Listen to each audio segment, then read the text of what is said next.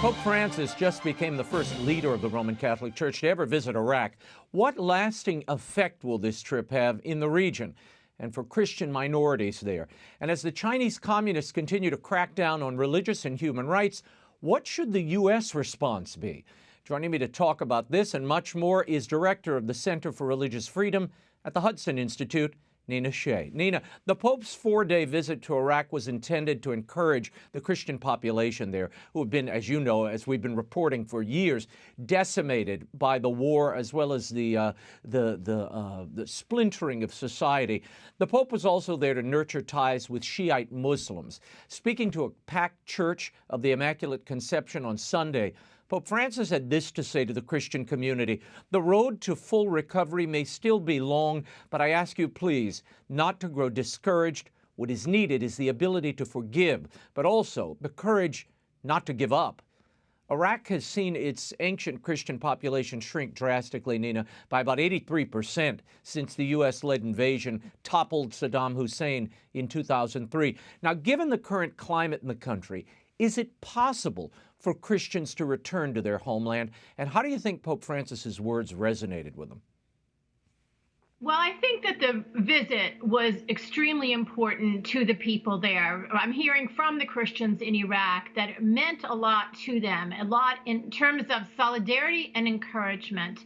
And what it needed to do and what it can do is instill in them a sense of mission, that they are there as a continuous representation of the earliest churches. Their faith came down to them only decades after Jesus's death by St. Thomas and the apostle. And so they have this patrimony, the spiritual patrimony that's important to all of us, to the world, that they remain in the cradle of Christianity, this continuous indigenous Christian presence. And he did make statements about that they are a martyred church, that they have been persecuted, that they had a special role in the cradle of Christianity. At his first appearance in the Church of Our Lady of Salvation in Baghdad. And that was at a site of the genocide. That was at the beginning of the genocide. That was even before ISIS, Raymond, in 2010, when 58 worshipers of Catholics, Syriac Catholics in that church were either all killed or maimed, including the death of the martyrdom of 2 priests at that time during Mass. And so this was not lost on them, that they, and I think that, there were descriptions of women weeping inside the church. Some of them had been there that day when that bomb went off. So, and that was deliberate by Islamic extremists. He mentioned the terrorism that they had suffered and that this was preventing coexistence. So I don't think that appeals to just simply stay, or that don't pay attention to the money in the West that you could make there, or, well, don't mind the lack of security here for the short term or medium term. That I think that the only thing that would resonate and has resonated with them is this sense that they have a very special mission and role to play in the worldwide church. On Saturday, Pope Francis met with the Grand Ayatollah Ali al-Sistani. Now, he's the preeminent religious figure for Iraqi Shiites. The Pope then visited the site of the ancient city of Ur, believed to be the birthplace of the prophet Abraham. How significant was this meeting, Nina? And what message did that visit with the Grand Ayatollah send to Shiite Muslims in the region? Will it make a difference? Well, it is very significant. He's a very revered Ayatollah Sistani. The Christians there now, their biggest threat is from Shiite militias. These were militias that are funded by Iran, backed by Iran. They're taking their land. There's other Shiites, extremists in Baghdad even, who are taking properties of Christians. So what the Pope was trying to say was, the Pope was saying, is that there must be peaceful coexistence. You must respect the rights of all people of Iraq, There's equal dignity in everyone. So this was an important message for him to convey as the voice of a stature in the Christian world. He is able to draw attention to the fact that there are problems with coexistence, even with the majority Shiites in Iraq today, not just the problems with ISIS that is more or less in the past. Nina, during the visit and afterward, the Pope has questioned who is selling the armaments to these terrorists. I want to know who's supplying them with the weapons. He keeps asking that question. What do you think he's getting at there? And who do you think is selling them the weapons and providing the weapons to these terrorists, ISIS and others in the region? The Shiite terrorists are coming, and militias the weapons are coming, and money is coming from Iraq, and from Iran, and maybe even some in Iraq. The Sunnis is another case that's coming from any number of Sunni powers or their populations in the Gulf, in Saudi Arabia, in Qatar, from Turkey. There's any number of threats. Security is going to remain a serious problem in Iraq for years to come. Part of this, Raymond, we've talked about this before, is the decision of the George W. Bush administration to go in there and invade against Pope John Paul II's recommendation and urging not to. And the local Chaldean church, as we covered at the time, Nina, you'll remember. We had the Chaldean patriarchs on saying, please don't do this. We're okay now. We can hold the balance here. And they made another decision, which was ruinous for the region. It was ruinous. On Monday, Nina, the White House hailed the Pope's trip as a symbol of hope for the entire world. Now, the U.S. continues to be a target, in Iraq, both from within the country and from Iran. What is the U.S. doing to help the minorities in this country, Christians and Yazidis, who have endured genocide over the last decade? That's been a continuing problem because the U.S. has mostly ignored them. During the last couple years, under the Trump administration, there was a very serious effort to get these Christians some help, along with the Yazidis, who were also victims of genocide. And both of these groups were pronounced genocide by the Obama administration back in 2017, but they did not help them. They did not get the aid to them. The aid went to the UN. The UN did not share it with these survivors of genocide, the minority survivors. So helping them rebuild their places is going to be extremely important in the months and years to come.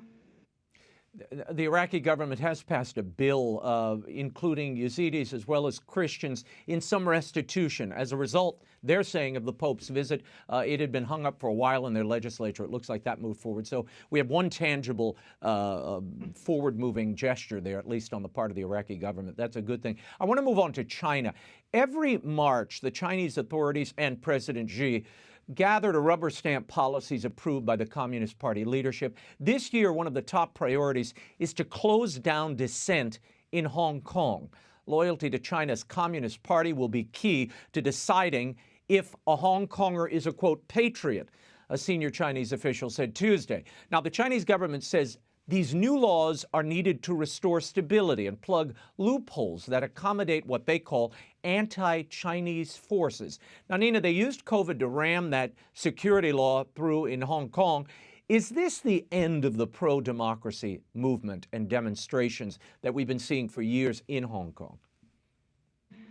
I think it's part of this overall consolidation of totalitarian power, actually, by President Xi and the Chinese Communist Party.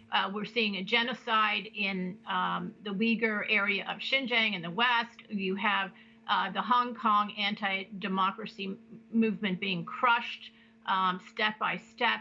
It's the beginning of the end. There's very little doubt about this.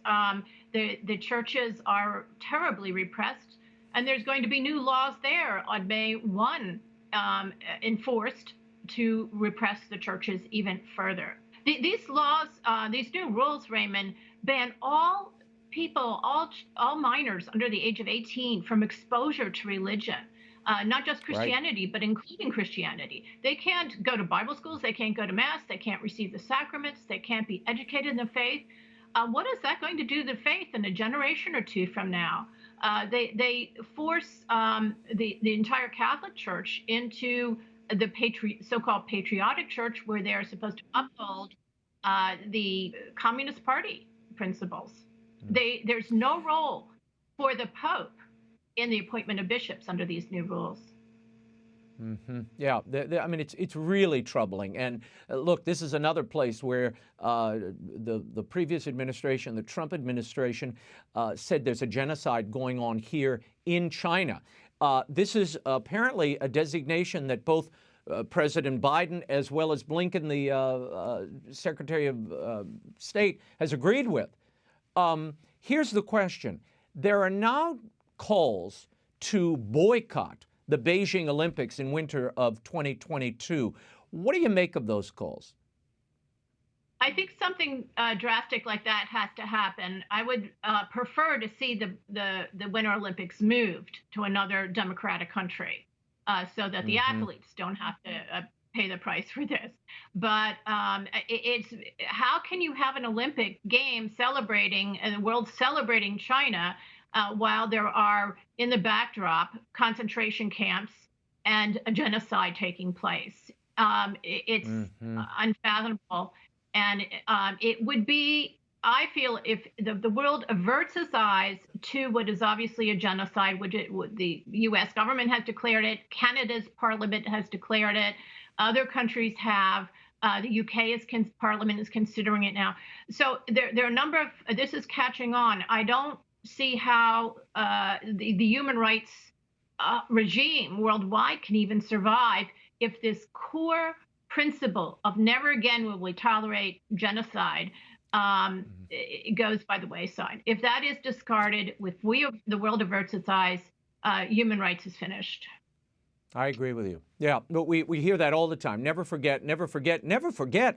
Let's try to focus on where it's happening today and then take actions to stop it. And look, exempting ourselves from an international games, or moving them to a different venue, as you're suggesting, seems to be the absolute minimum that these world powers and governments should be engaged in. They can't certify and endorse what China's doing, and that's what going to those Olympics, I think, would mean. Now, moving on to Myanmar, 1 month after the military coup, protests have grown enormous in that country. Hundreds of thousands of pro-democracy protesters have been fighting for the ousted president. Her supporters are being killed while vowing to push back against dictatorship. Your thoughts on what we're seeing there? And on Tuesday, a Catholic nun, Sister Anne Rose Nutang, begged a group of heavily armed police to kill her and spare the children. The police were there to break up these pro-democracy protests. Your thoughts on what's happening there and where this could end? Yeah, it's very similar to what is happening in China. There is a complete cleansing of the ethnic minority, the Rohingya ethnic Muslim minority community there. They've been, through terror by the government and its military, pushed out of the country. Half of them have been pushed out, or more than half. And then there's actually that nun, Anne Rose. She is from Kachina, which is another area, and Kachin, and that is an ethnic group that has many Christians in it. And 300 churches have been destroyed or burned there, again, by government supporters. Over the last 10 years, there's been a great deal of intolerance by the government itself, as well as some fanatics in the Buddhist community against these non-Buddhist minorities. There's what is called a Burmanization of Myanmar, making it more ethnically and religiously uniformed by this repression. In 2015, Pope Francis elevated Archbishop Charles Bo, the cardinal. He made him a cardinal, the first in that country's history. In a statement last month, Bo said, "You are in this plight in your unending struggle to bring democracy to this nation. The unexpected turn of events has made you prisoners. We pray for you and urge all concerned to release you at the earliest." Now, Catholics make up only 1% of the population in this country of 54 million, and it borders China, Laos, Thailand, Bangladesh, India. How vulnerable are they, Nina? Well, they're very vulnerable. And I want to just say that Cardinal Bo is an incredible hero, incredible church leader. Raymond, he has just called today for prayers for the Chinese church, even though he's himself, and he says this in his statement, is from Myanmar, from Burma, and his country's going through these horrible challenges and troubles and persecutions and genocide, frankly, against the Rohingya Muslims. He is calling for worldwide week of prayer to Our Lady of the Help of Christians in May, from May 23rd to May 30th. He's calling for lay people to take this up in their churches, and for all people of goodwill to pray for the Church of China and for all peoples of China. So he is an amazing leader, and I hope your viewers will follow suit in that, and I hope that the priests in the parishes will do that as well. And I think prayer for these persecuted Christians, whether they're in Myanmar or Iraq or in China, is exactly what is needed. And we need to be doing that in our churches weekly, not just once a year or once a papal visit. So this is extremely important. I agree. The U.S. has imposed sanctions on Myanmar, and they've asked China to help end that coup. Will this work, and does it further complicate the U.S. ability to be critical of China when it comes to the human rights record? Well, I think it's absurd to think that China would. China's basing its own defense on don't interfere with the internal affairs of this country. Stay away from what we're doing. Stay out of it. It's none of your business for what we're doing to our people in Hong Kong or in the Muslim region. So why would they get involved in Burma to uphold human rights for a Muslim ethnic group? I mean, the parallels are so striking that they would never do this in a million years. So I think that's useless. Definitely we should be cutting off, and the world should be cutting off any kind of help to this military government there in Burma. No, I think China's the last place you want to turn for religious and human rights relief. I mean, there was a report I read where it was a small home church. The cops, the Chinese minders, had been watching it. They infiltrated the church. They wanted the locals to give up the names of all the members. Arrests have been made. This goes on all the time, Nina. And frankly, we don't cover it enough. It gets virtually no coverage here. And it seems the noose is tightening on the faithful in China with this ongoing regulation, the mandate that you must be authorized and part of the official Chinese church. And now your tenets of faith have to comport with Chinese thought, meaning the Communist Party mindset. That's right. There's only one ideology permitted, that is communist ideology. The churches, that's the real reason why the churches and the Muslims and the Tibetan Buddhists and the Falun Gong, every single one of them are being shut down, crushed, constrained, and turned into really propaganda centers or surveillance centers for the Communist Party. It's because they will not tolerate any competition of ideas. Before I let you go, are you stunned that the Vatican hasn't spoken out more forcefully or at all about the state of those religious believers in China? I am. I am stunned that they have not even mentioned that there's a threat to the Chinese language Bible. The government is in the process of translating it or reinterpreting it, of course, according to Chinese Communist Party principles. I am stunned that they have not said a word about the fact that young people under the age of 18 are not allowed to be exposed to religion or to receive the sacraments. I mean, that is I don't know what they think is going to happen in the next generation. There won't be any priests. There won't be any faithful in the pews in a generation or two if this continues. And this was a church that was growing and booming, and the brakes are on it. It's going to reverse. We're going to see that happening. Wow. The Office of International Religious Freedom, before I let you go, at the State Department, an office you are most familiar with, there's no ambassador at large at present. Sam Brownback held that position under the Trump administration. Now, a senior State Department official is running the office, I guess temporarily. Does this position need to be filled by the Biden administration? And does there need to be a greater focus on international religious freedom from this administration? I have a minute, Nina. Yes, they need to appoint someone. They need to show that they are concerned about this, and that this is institutionalized within the State Department and within our foreign policy.